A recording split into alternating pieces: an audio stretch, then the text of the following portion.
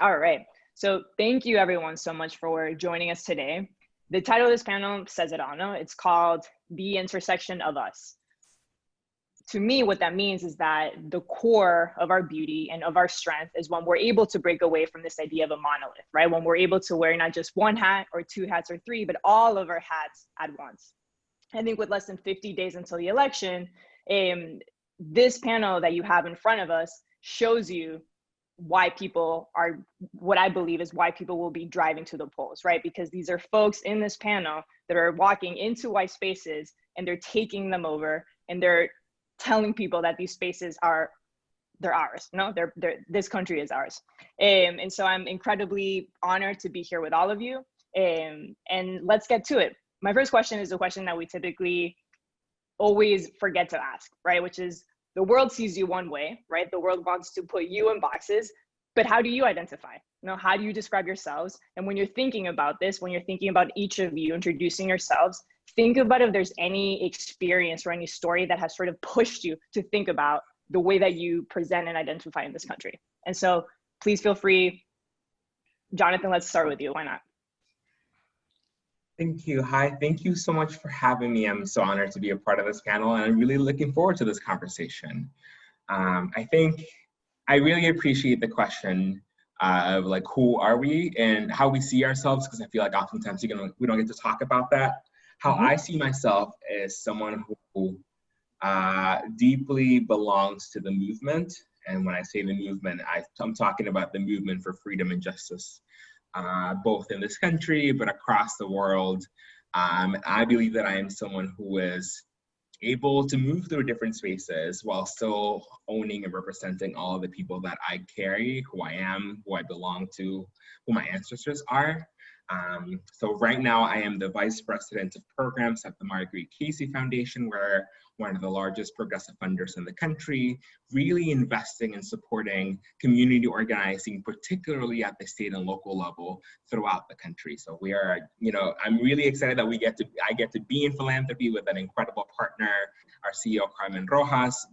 But even thinking about the fact that this is what our executive team looks like, it's really rare in philanthropy, especially for like a queer, non-binary, undocumented person, all of who I am, right? So I am someone who belongs to the movement, is able to move through different spaces. Right now I'm in philanthropy, really asking ourselves the question of how do we build our economy, our government into one that actually works for all of us. We've seen time and time again that that is not what we have in this country. And I believe we can get to that vision. And I think the way to get to that vision is through organizing, community organizing in particular. So that is why I am where I am, and that's who I am. Irma? Yeah, thanks. And I'm likewise excited to be here. So thanks for the invitation and the honor of this. I think I feel, so I'm the co-founder and CEO of a company called Bitwise Industries, which is headquartered in Fresno, California, right in the middle of the state. And I spend a lot of time telling my life story and the distance from where I began to where I get to sit today, and doing panels like these and speaking into the experience of the Latinx community and the LGBTQ community, and being a woman in technology and on and on. So a lot of things that, as Jonathan said, make me me, and spend a lot of time talking about me. But I think the thing that stands out to me as to your question is that maybe one of the most remarkable things that other people perceive about me is that distance from beginning to here. But the way that I look at my own life is not as somebody who's overcome, but as, but as a part of a people who have overcome. And so really the ability to tell a singular story that represents the whole is really, really important to me. And I think it's overlooked a lot, because I think we keep looking for those singular stories to gravitate to, making us one person more somehow special or different than the rest. But the way that I identify and the way that I feel is really part of an entire movement and culture. And so it actually is sort of, there's a dissonance between the way that I spend my time and the way that I talk about myself and the way that I truly feel, which is not so much singular, but part of that larger whole. James? Buenos días a todos and bienvenidos. I am James Loduca. My pronouns are he, him, él, and I am so looking forward to this conversation. So thank you for the invitation. You know, I was born and raised in the Central Valley of California, San Joaquin. Both my parents are immigrants. I grew up speaking Spanish on the knee of my abuela because my dad was in the fields and my mom had this really radical idea back in the 50s that she would get a college degree and have a career, which was unheard of for a Mexican woman. And it was really an unpopular time in the United States to be Latinx, which might resonate with a lot of people today. So I learned at a very early age to hide parts of who I am, because it came in really handy. And for better or for worse, when I got to high school, that talent would just come in very useful because I would be coming to terms with my sexuality, and it was the height of the AIDS crisis. And the only thing I knew about gay people was what the media was saying. And the media was saying that they were monsters and they would make you sick. And that's all I knew. And I knew I didn't want to be that. So I just hid into myself a little bit more. And, you know, it wasn't until I got to the Berkeley campus that for the very first time in my life, I saw an example of what it looked like for someone to show up as their full authentic self and claim space. And that did two things for me. That gave me permission and that gave me power.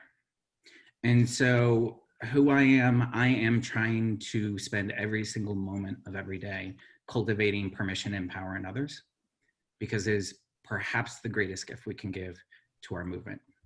And in my full-time capacity, I have the great privilege of overseeing global inclusion and diversity at Twitter, and I'm also the chair of the San Francisco Human Rights Commission. Wow. Doris, I don't know how you follow that one. That was really powerful, and I just want to acknowledge that I love how queer this panel is. I think that's a first part of like including in my identity. I am very grateful to share space with you powerful people. I feel the energy here. Our guides are here. It's beautiful. I want to really acknowledge that it's hard for us to even present our identity as we navigate this space, right? So I guess first and foremost, I am a first generation Chicana daughter of undocumented immigrants from Mexico that came to East LA in the 80s. I was born in East LA, but like many families that could no longer live here, we were displaced to the Inland Empire, like moved around a lot, and then just ended up in the heart of San Bernardino, middle school through high school, and built a lot of character, gave me street smarts, and made me really grateful for what is my life now. I am someone who really always knew my privilege since I could remember. I knew that my whole family was undocumented, and that, you know, that fear that's planted in you that one day your family will not be there, possibly. And so I always just took it upon myself to think of like all the things that I could do to like save my family and be that person. So that carried on into the work that I do. And I grew up in a family of músicos, and it was something that was just ingrained within me, but it was their own ministry. So imagine being like a little closeted queer kid, like being like, I love jamming with y'all, but y'all don't know what's up. But when I was in college, then I really realized that my calling was to support the vision of others as well. And so at a full-time capacity, I am an artist manager and concert curator, promoter, producer, and I founded Miha Management in 2017 when I felt like navigating space within the music industry was really difficult because it felt like there wasn't a seat at the table for us. So I was just like, okay, pues I'm just gonna build the table for us then in this new wave of like Latinx alternative music that was coming out, that I was seeing hundreds of kids pouring into backyards for, yet the industry wasn't showing up for, and they weren't seeing the value of that.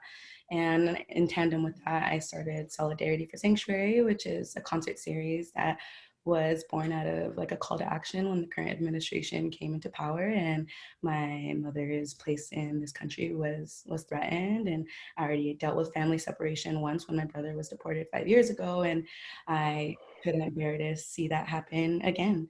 And so I put my friends together and we put a concert together, and then it just kind of took off from there. We got to help other undocumented families, students, other nonprofits that are in the trenches within our community. I just didn't feel right to be in the music industry and not leverage that place, that platform for the needs of our community when so many artists have the audience that need to be championed. So that's Wow. who I am.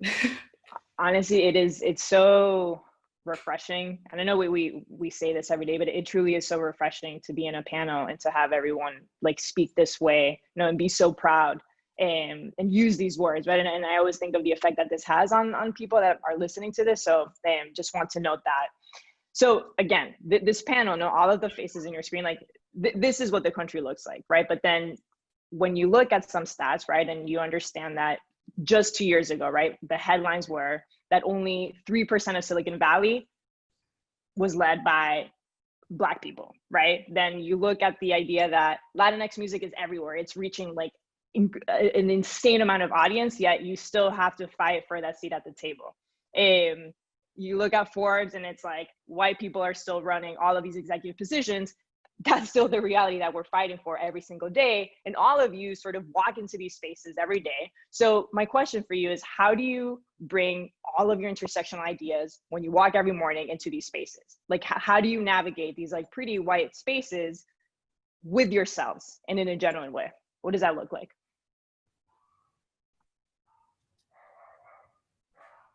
And I mean, go ahead. I mean, this is, again, this is an open space.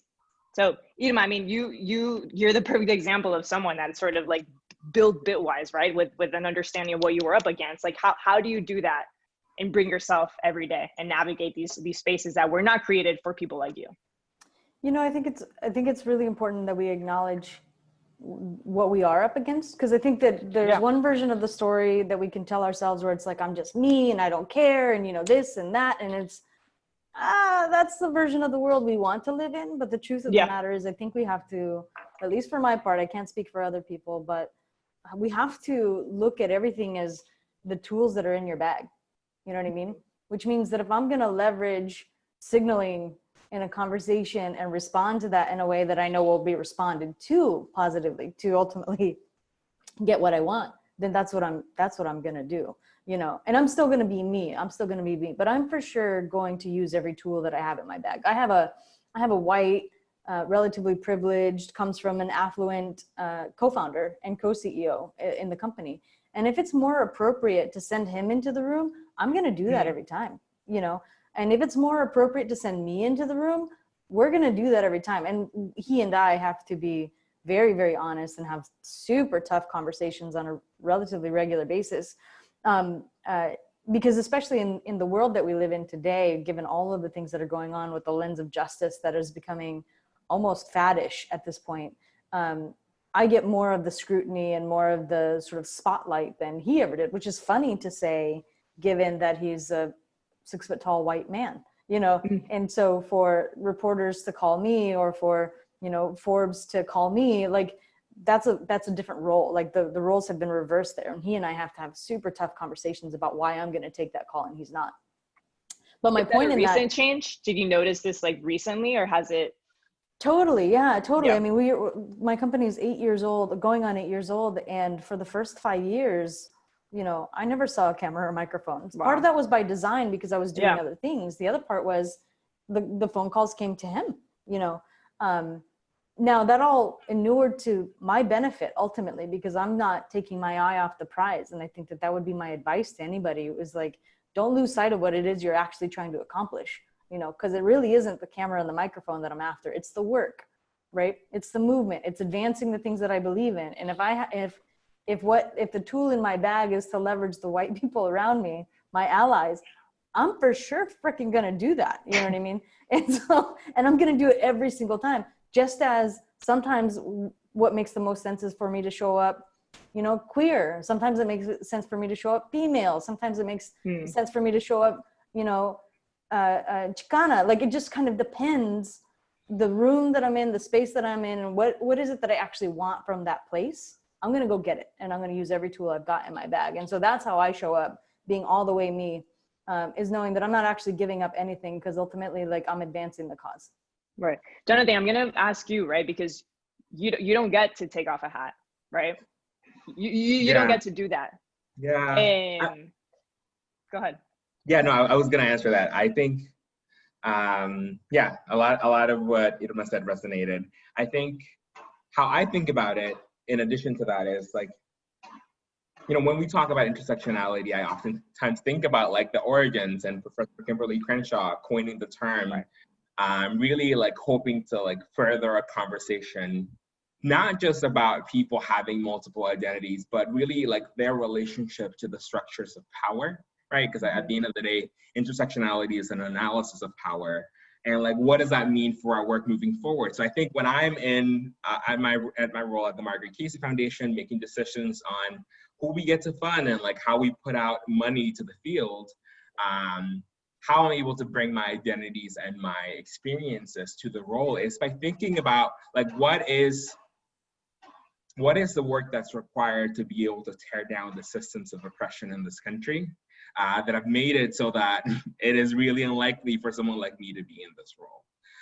What is the work necessary to tear down the systems of oppression that have kept poor and working people in this country in the situation that they're in, that has allowed the concentration of wealth in institutions, even like foundations, like at my very own foundation, the fact that it exists, the fact that foundations exist and philanthropy exists as a field, I believe is the result of inequitable tax policy. So like, what is our responsibility in this role as a foundation to be able to like actually invest in the kind of liberatory work that is going to tear down those systems? So I think there is like, so for me, like, it is both like, how do I navigate how I show up in spaces, being all of who I am, and also like how I funnel my attention and my efforts in like the systems that have made it possible for us to get to where we are today.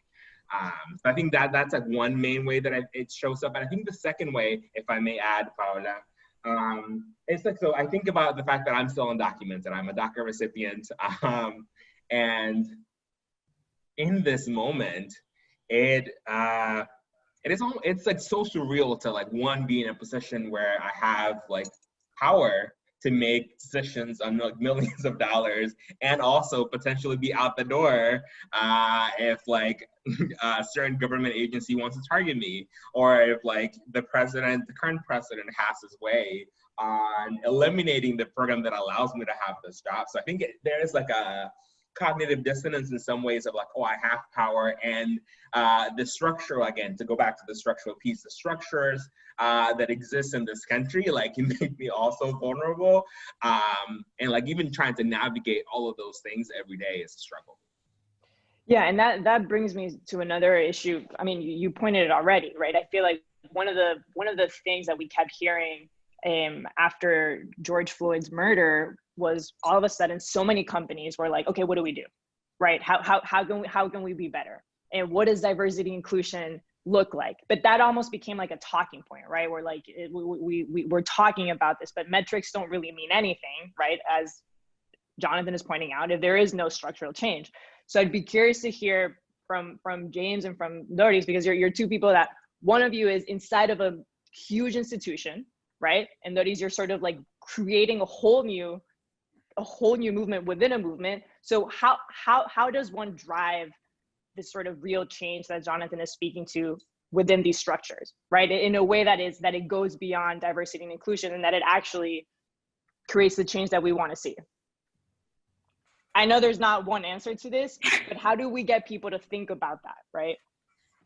Before we jump into that, I just want to reflect on your last question really quickly, because it reminded me, I spent so much time thinking about and studying and learning about imposter syndrome. And, you know, for those of you not familiar, it's that feeling that you don't really belong in your space.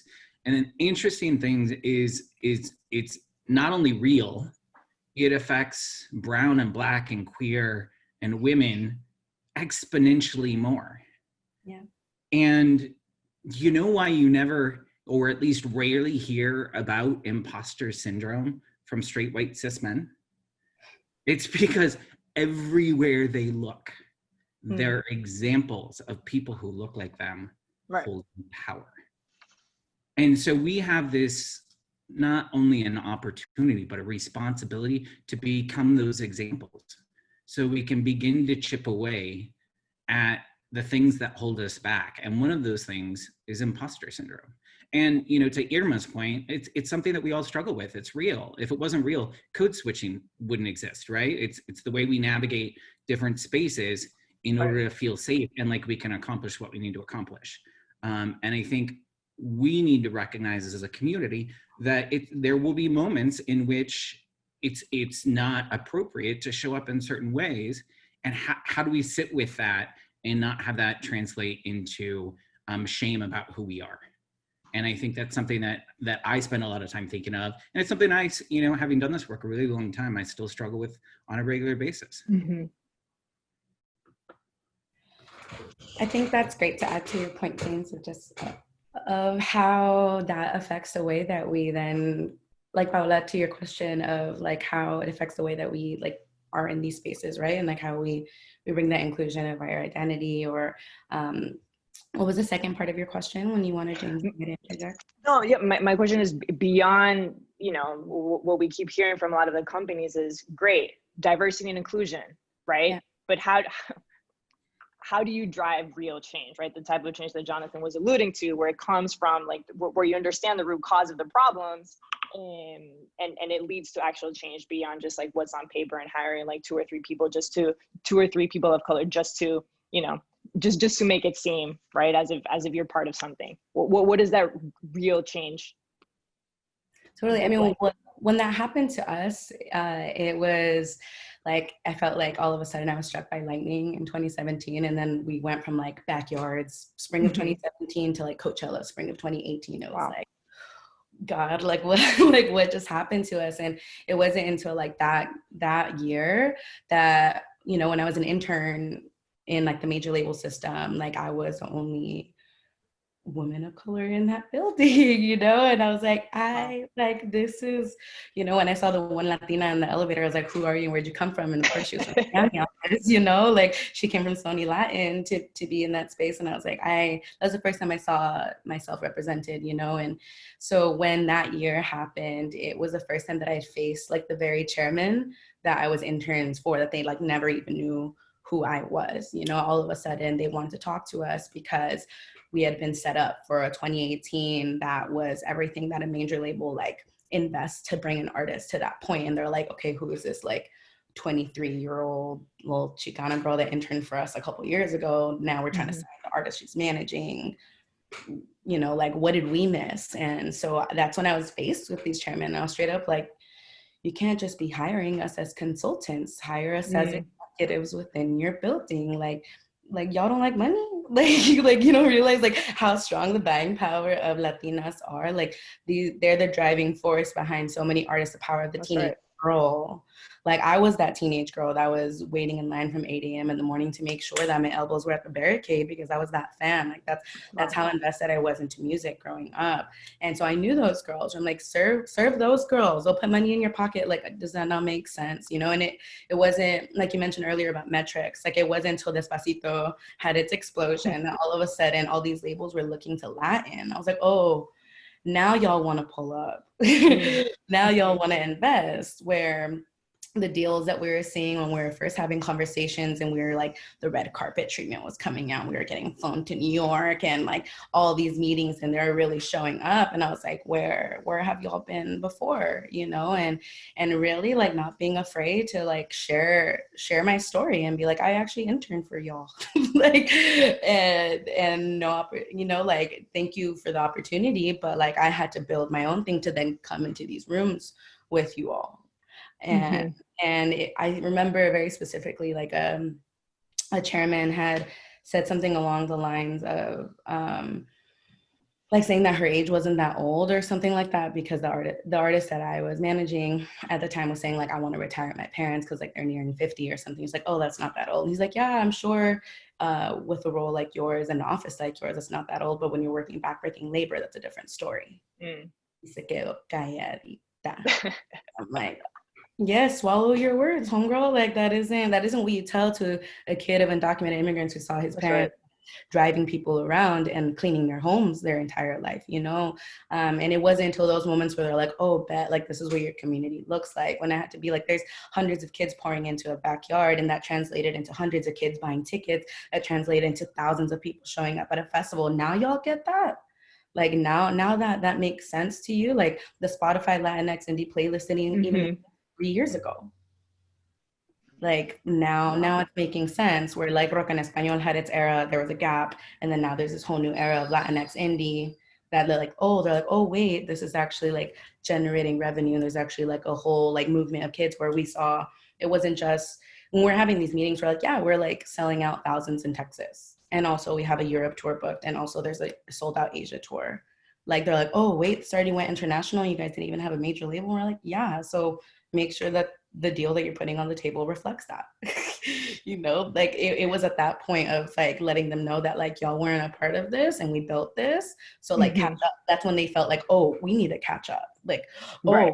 we messed up and not like getting on board earlier. And so it wasn't until then, I think, that they started realizing what's up, but they need to hire more executives of our folks if they expect to sign more of our folks. Like, why is it all major label systems have pure white men as their executives with like a sprinkle of white women in the executive seats, yet look at the roster that they have signed? Right. Do you all, do the rest of you feel that way? I mean, what Doris is explaining, I think you described perfectly. People are now realizing that they have to catch up. Is that something that you all are seeing in yes? Well, you know, interesting in this work, this work is so overdue and it's so urgent that progress is never going to be fast enough, right? So we have to sprint. Fortunately, you know, Twitter's been on this journey for quite some time. Our vision is that we be the world's most diverse and inclusive tech company, and we've certainly got a long way to go. But the foundations that we've laid over the last several years gives me hope. And by the way, we are hiring. So if you were listening to this right now, at James Loduca, slide into my DMs. I want to hear from you because it matters. We've set some really ambitious targets. Our vision by 2025, we want half of our global workforce to be women, and in the United States, at least a quarter to be underrepresented minorities. That's Black, Brown, Indigenous, multiracial people. And we publish quarterly reports that you can find on our blog that holds ourselves accountable against these targets, because our hope is starting a new conversation in the industry. You know, tech's workforce representation of Black and Brown and queer Indigenous people in our industry is unacceptable. Yeah. There are a lot of reasons, and I think Jonathan's touched on them beautifully, of the systemic inequality that has existed with access to capital, access to education, access to economic livelihood, that prevents us from being in these halls at the same rate as you know, people in power and people who have historically benefited from all those things. So we do need to catch up, and it is 100% accurate way to frame it. But I can tell you, Twitter, I've not seen a company, I've been there about a year, I've not seen a company really digging in and doing the work with as much authenticity as Twitter. That's good to know.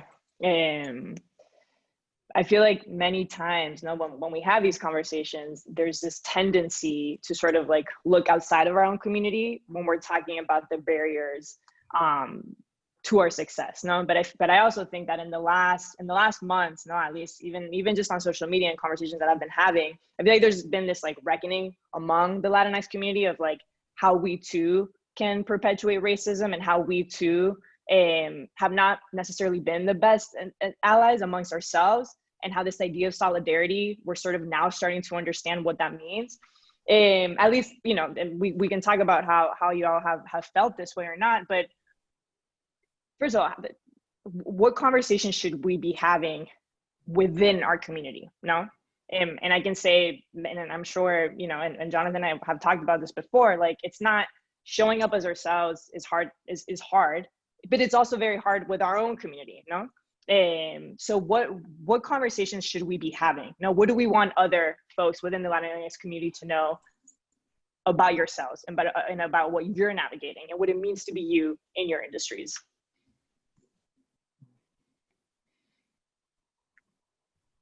Irma and Jonathan. I hate calling names. I always like for this to be, but I mean, take a second to think about it. There is so much. I was like, there is, but it's an important, particularly for this audience. I think it's important to know like how we can be better allies for ourselves, and especially for folks like yourselves. Like you are in positions of power, you're struggling, and you're sort of you're pushing against the status quo every single day. How can we be better allies to ourselves? Yeah, I think. So there's a couple of things. The first thing that comes to mind is really focusing on power, right? Like I think what I deeply believe is that organizing is how you change the world. And I think the best way to show up for each other, the best way to show up for marginalized communities in this country is to end the systems of oppression that are responsible for our conditions in this moment. So the best way we can show up for like those among us is to end those systems of oppression. So I think, what that looks like for us as the Margaret Keys Foundation, that looks like us investing in like, again, state and local community organizing, because that is how the shift happened. Like I think there's a lot of incredible work in a ton of different arenas, but I think organizing helps reframe like public opinion in so many ways, like helps put pressure on elected officials to actually deliver changes that will make the lives of our people better. Like that is what the goal is. So I think like really being really clear about the analysis is really important. I think the second thing for me, like being Afro-Latinx, I think there is, when I started organizing with UndocuBlack, which is a national org that organizes Black undocumented people across the country. When we started doing our work about 5 years ago, we started doing this work because we wanted to lead an intervention in both the immigrant rights movement and also broader Latinx communities about how we were not showing up in an adequate way for Black people, both Black immigrants, Afro-Latinx people, and African Americans, right? So I think having led that work for 3 to 4 years, like, and seeing how far we've come, like for us to have this like incredible moment of like racial reckoning and people uprising all the summer long. And for me to see a ton of Latinx, non-Black Latinx people saying like Black Lives Matter, even like calling for like defunding the police. Like I think it's been really beautiful to see the evolution that our people have gone through in this journey in the past few years, and I think there's a lot more work to be done. So even just like talking, like having like an explicit pro-Black frame to like people's analysis, to their work, to how they're prioritizing resources, I think is like incredibly important. And it doesn't just stop there. I think that is like the beginning. Like, you know, there is a lot of work to be done with other communities to actually honor Native sovereignty, to like support trans and queer communities across the country. Like, you know, the fact that this panel is, you know, mostly queer. I don't know, I can't say all, but like, you know, like it just like feels great to be among our people. And the realities is that our people are on the street struggling. So what I actually want is for the audience that's watching to renew their daily commitment to ending the systemic issues and the systems of oppression that are keeping our people where we are, and to really imagine and invest in a world where our people have what they need to survive. They have access to food, they have access to shelter, they have access to healthcare, you know, like the basic things that people should have that in this country they have not had. And as a result, our people are dying. I think that is what I really want. That's right, that's right. You know, for far too long, I feel like we've been satisfied with the bare minimum. That's right. Like being allowed to exist is a blessing from God. I think of my mom and, you know, how was your weekend? Oh, good, gracias a Dios. How's dad? Oh, good, gracias a Dios. How's everyone's health? And it's like everything's just a blessing from God that we merely exist. And we have to do more than just take up space. We need to claim our power and make our voices heard. We have every reason to be outraged right now. Think of all the things we have given this country. And in return, they give us cages and hysterectomies. They've stolen our fundamental human rights. And it's time we steal them back. You know, 32 million Latinos were eligible to vote in the last election, but less than half did. It's not enough to say that you're going to vote. make a plan, or better yet, make a plan for your entire family or volunteer as a poll worker. We have to turn around these statistics. Let's make 2020 be remembered not for the dumpster fire that it's been, but let's make it the year that Nuestra Familia claimed our future at the ballot box. How powerful would that could be? That's the conversation that I think we are not having enough as a community. Adding, sorry. I mean, adding I was gonna ask you about having the tough conversations, you know, like not only just having the tough conversations, but also keeping each other accountable when having these family discussions, right? Where we're afraid of like the skeletons are in the closet that we don't discuss. You know, there's so many layers when it comes to this, whether it's colorism within the Latinx community, and we have to have that conversations with like your family of like, mami, porque, like, why isn't this represented on like the novelas you watch? Like, can we have a conversation about that as to like how that's even displayed there, as to what you've been absorbing since you were like a niña until now you're a señora, and the conversation surrounding mental health in the Latinx community, where like growing up dealing with that, it was like, nomás ora, you know, like vas a orar, like Dios te va, you know, like, and it's not empowering ourselves. We're like, how many señoras do we know that like have probably had hella anxiety and we're dealing with bouts of depression and didn't even know how to name it, didn't even have resources nor the knowledge nor the language to identify the episodes that they were probably going through until like someone is gone and you're like, wait a second, you know, like we're recording this in the midst of Suicide Awareness Month, you know, and like when a lot of Latinos reject therapy, no estoy loco, like eso, like no, it's not that. Everyone deserves healing, and like our community, like indigenous communities, empowered the individual to heal themselves through plant medicine or through meditation, yoga, whatever, where like señoras deserve breath work, señoras deserve yoga to like chill out before they start their casier, you know, like these are things that we don't even discuss as a family, like queerness within the family, you know, when we don't discuss like, oh, wait a second, not until I started having like open conversations with my mom about my queerness that I was like, wait a second, like what, like that person too, like, and it's within the family, but it's until you bring it up that they're like, yeah, so that was really my cousin. No, I mean seriously, I saw, well, my cousin is trans, and he didn't start transitioning until he moved to San Francisco because he felt like he had a community up there that supported him and held him down within that transition. And the fact that we couldn't be that family for him through that, and Latinidad is all about familia, like what does that mean then? Like let's talk about these things that like really that we face on a day-to-day and don't feel comfortable enough to discuss, when that will overall contribute to a better, healthier environment for us to thrive in as we try to do better in this next generation to come. If folks decide to have children, whatever is going on right now, like how can we do better? And like we're encargados with like breaking generational trauma, I guess, with this specific generation. Like it's a lot of work, but hoping that like, you know, we can chip away at those extremely necessary, tough, not easy conversations. Yeah. Doris, I want Señoras Deserve Breath work on a I know. We're trademarking that. T-shirt, I want the clothing line. I want it all. That was really good. Irma, is there anything that you'd want to add, especially considering in your position, of power? No, I think that Doris really really nailed it so I think a couple of things. First of all, I'm not convinced that we're at some sort of precipice and we're about to tip over into the a better time for marginalized communities. I'm not convinced. I think that we are in the middle of a cultural revolution, but that has, and I'm excited about that. Like, I'm excited that people are fired up, but I'm not convinced that this is in any way systemic. And that we are doing the correct things at the moment to make the changes stick, right? To make the awareness that we suddenly have stick.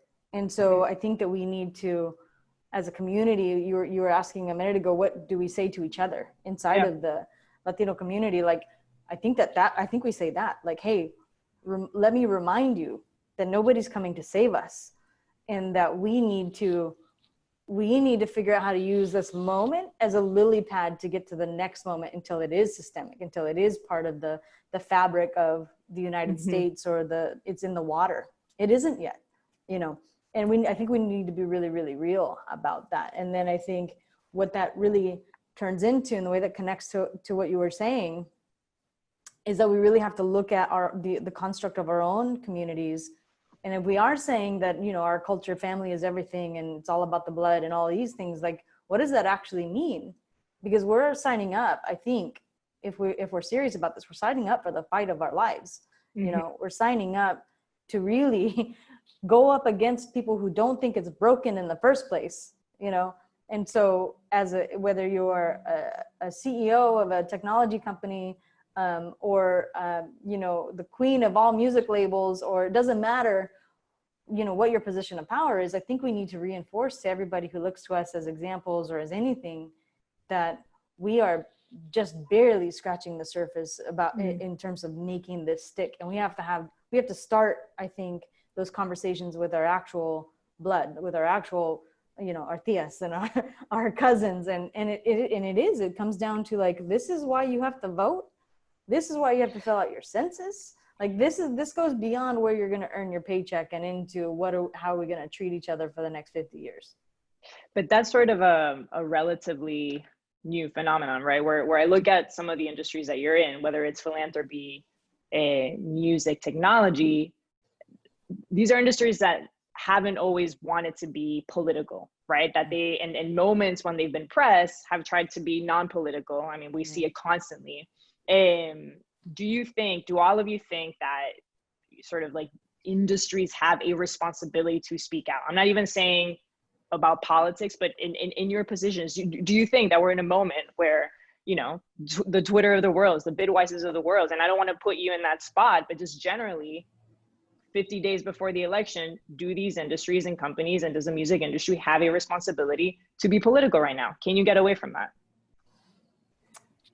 I think it's a nuanced answer, unfortunately. Like, I wish I could come up with a bumper sticker answer for that. But the truth is that I don't necessarily believe that corporations have a responsibility, but human beings do. And human beings should leverage whatever tool they have in their hand. And if the tool you have in your hand is your corporation, then swing it hard.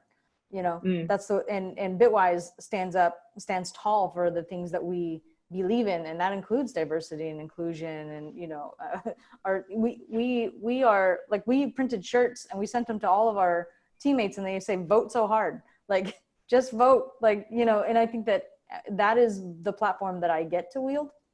Yeah, I have a company that's grown in that way, and I get to do that, but I'm not sure that the company as an abstract has that responsibility.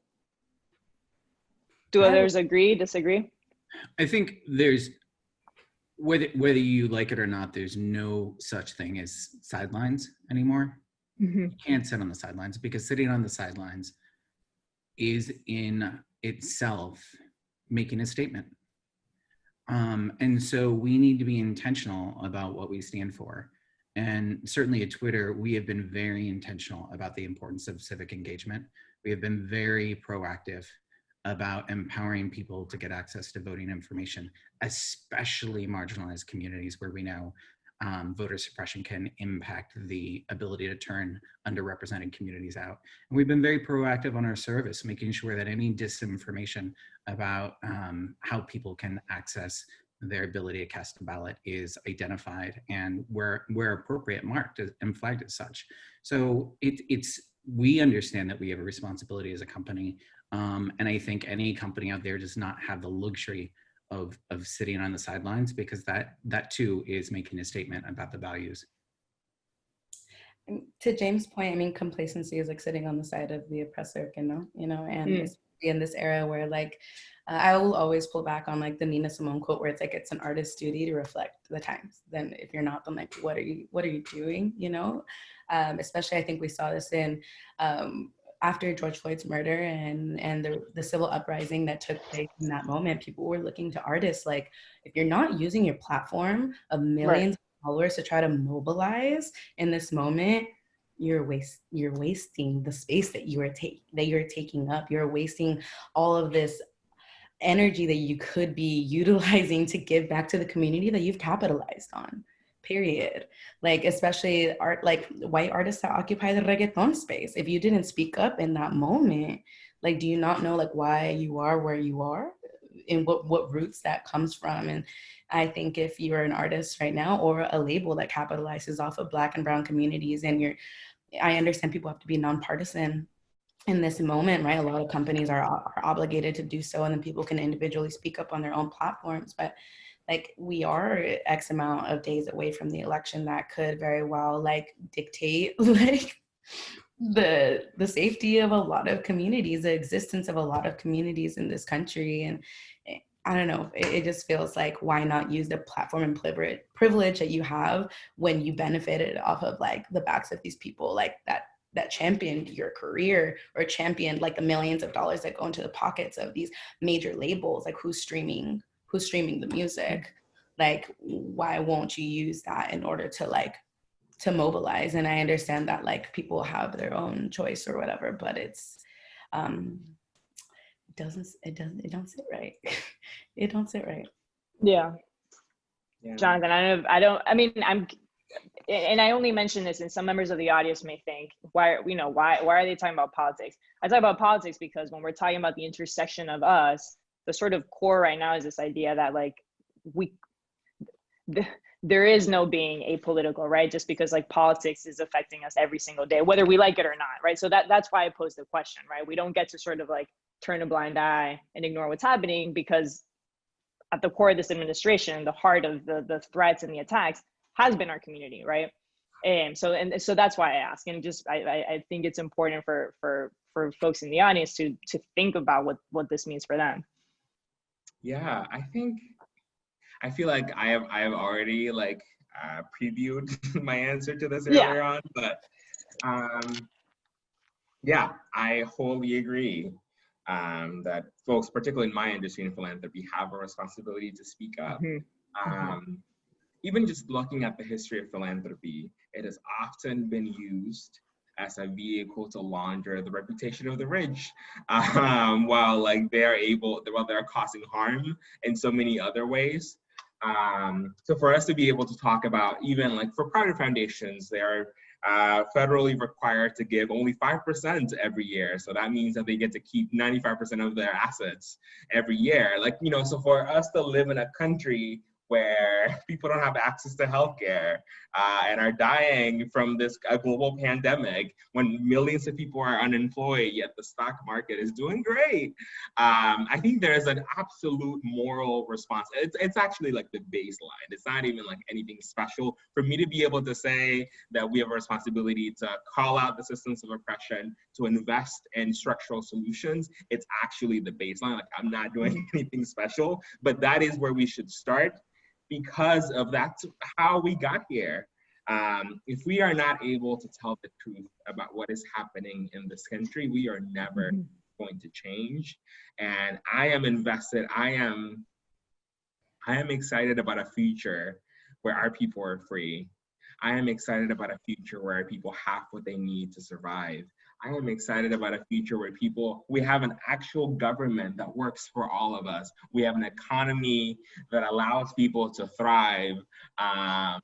And I am clear that we are never going to get to that vision and that version of freedom and justice if we are complicit and complacent. That's where I want to end, on that vision, on that North Star.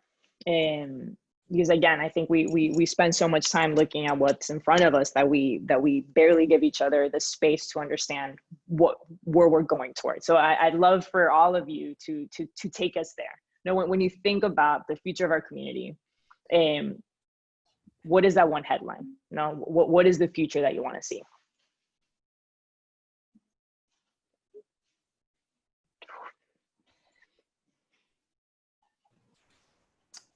I think for me, what I would love the world to know and to think all the time is that even the biggest problems that we're facing are solvable. And, whether we're talking about homelessness or hunger or inequity or pay gaps, like you can take it all the way to the middle. It's all solvable.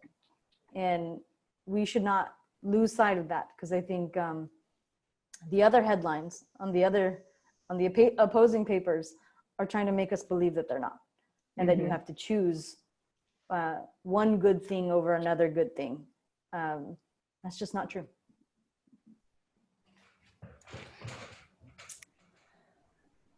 Doris, you're next.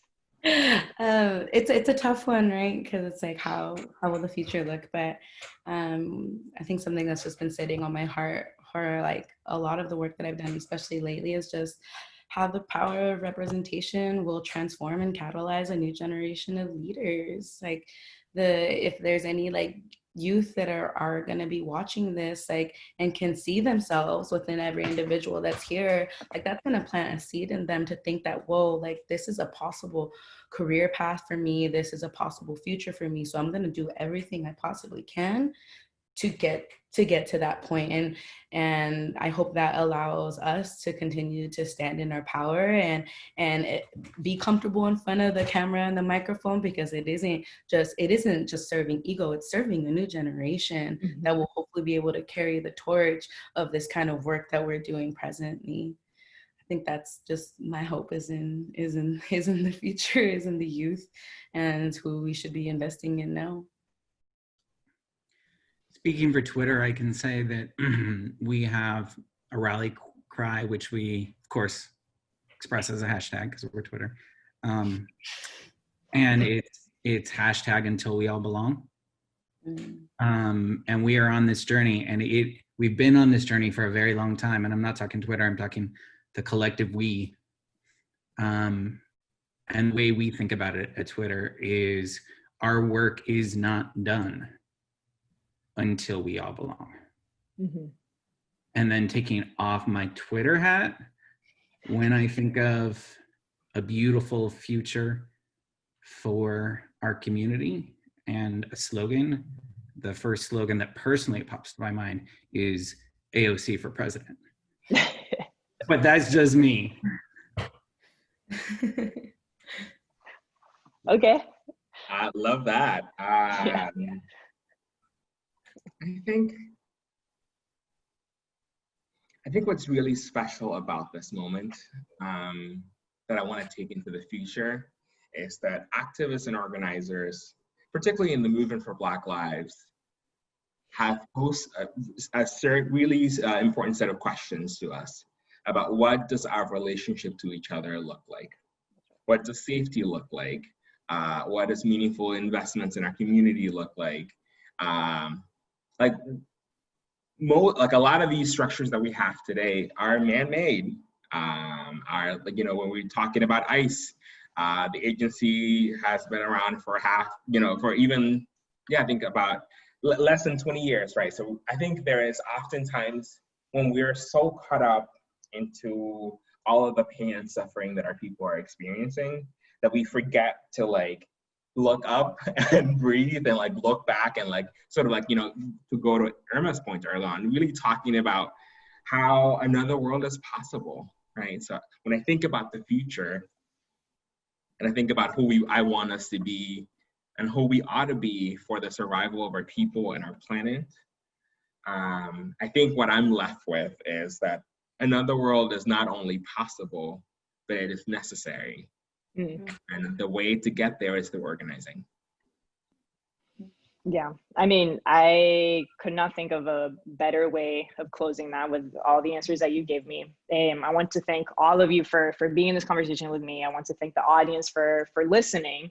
I think in front of you are examples of folks that are redefining spaces, they're redefining power, they're redefining the beauty and the strength of our community, and they're giving us a glimpse of what the future looks like and how we can get there, right? And so I think this is obviously an incredibly hard time for many of us. It's hard to look outside the window and understand like where we fit in all of this, but in front of you is the answer.